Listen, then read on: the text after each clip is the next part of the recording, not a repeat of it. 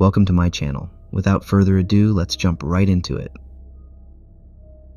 I remember when my grandmother used to tell me stories about the old days, back when life was simpler, but also full of things you couldn't explain. Hmong villages back then were close-knit, with houses built out of wood and bamboo, surrounded by endless mountains and dense forests. Everyone knew each other, but they also knew the rules, the ones no one dared to question. Like how you were never supposed to go into the forest after dark. Even the bravest hunters, the kind of men who could wrestle wild boars, wouldn't take that risk. I didn't understand it when I was younger, but my grandma always said, the forest has its own rules, its own spirits. When the sun set, she said, it wasn't our world anymore. It belonged to them, the spirits who lingered, watching, waiting. One story always stuck with me more than the rest. It wasn't about monsters or ghosts you see in the movies. No, this story felt real, like it could have happened to anyone. It's about a family in a village that sat near the edge of the jungle. They were good, hard-working people, farmers mostly. Life was peaceful. But one summer, something happened that no one could explain. Something that left people too scared to even talk about it out loud. It all started with the youngest daughter, Leah. She was maybe 12 or 13 back then, one of those kids who was always smiling, always helping her mother with chores. Her family loved her dearly, but Leah was also stubborn. If she wanted to do something, no one could stop her. One evening, the sun was just starting to dip behind the mountains, when Leah's mother asked her to fetch water from the stream. The stream wasn't far, just a short walk down a dirt path.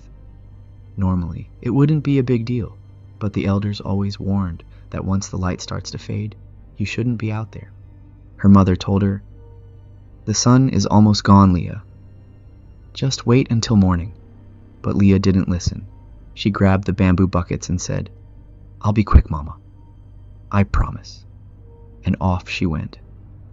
Her mother kept an eye on the window, watching the light disappear bit by bit. Minutes passed, then more minutes.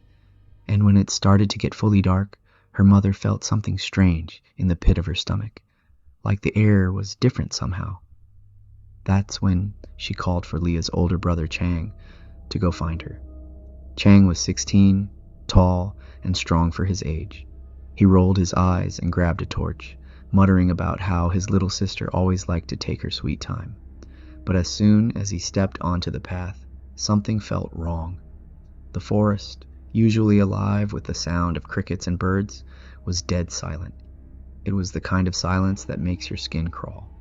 When Chang reached the stream, his torchlight flickered against the water, and that's when he saw her.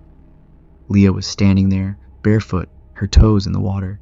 She was staring at something in the stream, so still it was like she wasn't even breathing. Leah! Chang called out, but she didn't move.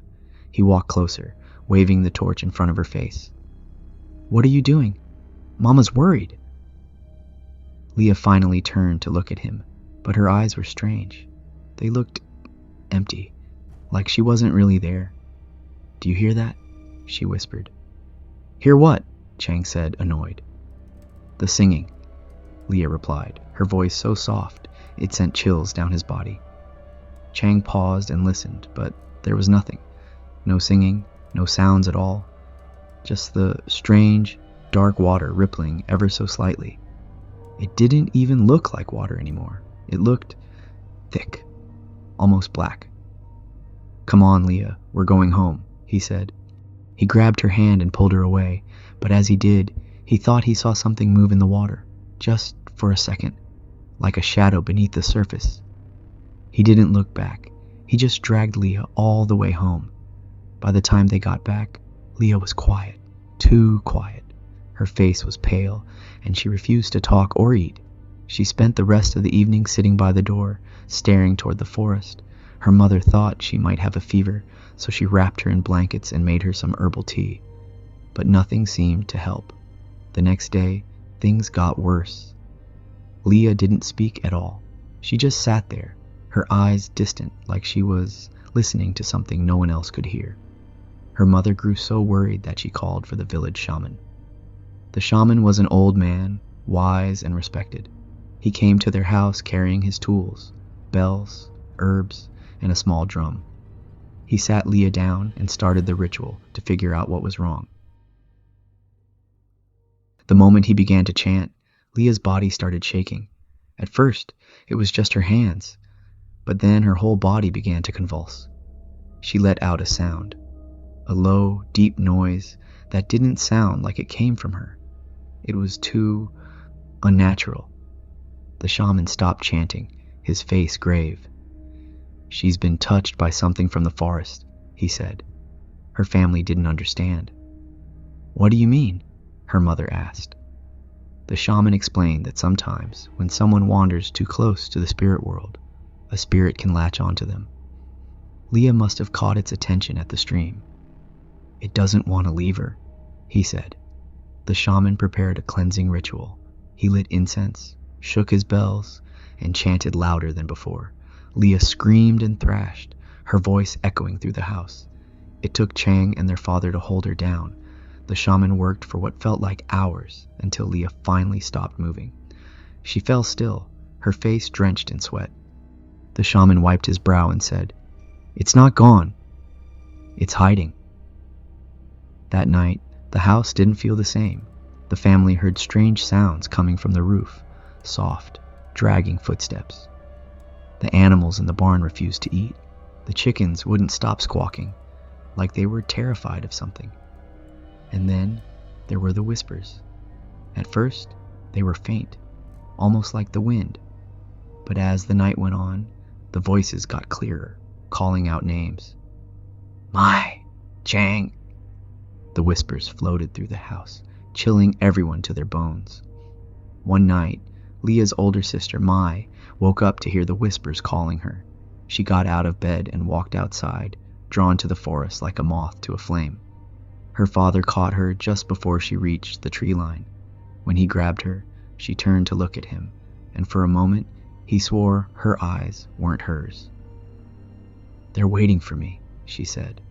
Her father dragged her back inside, but that was the night they realized something had to be done. The shaman returned the next morning and told the family they had one option left. They would have to perform a final ritual at the stream, where it all began. It was risky, but if they didn't do it, Leah might never be free. That evening, they gathered at the stream. The sky was red, the sun disappearing fast. The shaman started chanting, shaking his bells. Leah stood in the center, her face blank, her body swaying slightly. The water in the stream started to ripple again, turning black. Then, from the darkness, something rose. It was tall, with long limbs and skin so pale it glowed. Its face was featureless except for two hollow black eyes that seemed to pull in the light. It stood on the opposite bank, watching them, waiting. The shaman's chanting grew louder, faster. Leah let out a blood-curdling scream, her body arching backward. The creature raised one long arm and pointed at her, its hollow eyes locked onto hers. The family couldn't move. They were frozen, paralyzed by fear. "Don't look at it!" the shaman yelled. "Keep chanting!" The family joined in, their voices trembling as they repeated the words the shaman shouted. The creature let out a sound, a low, echoing wail that shook the ground. Then, just as suddenly as it appeared, it vanished. The stream went still, and Leah collapsed.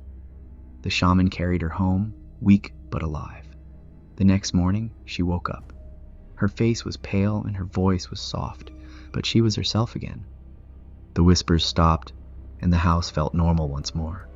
The shaman told them to never go near the stream again, no matter what. The family listened.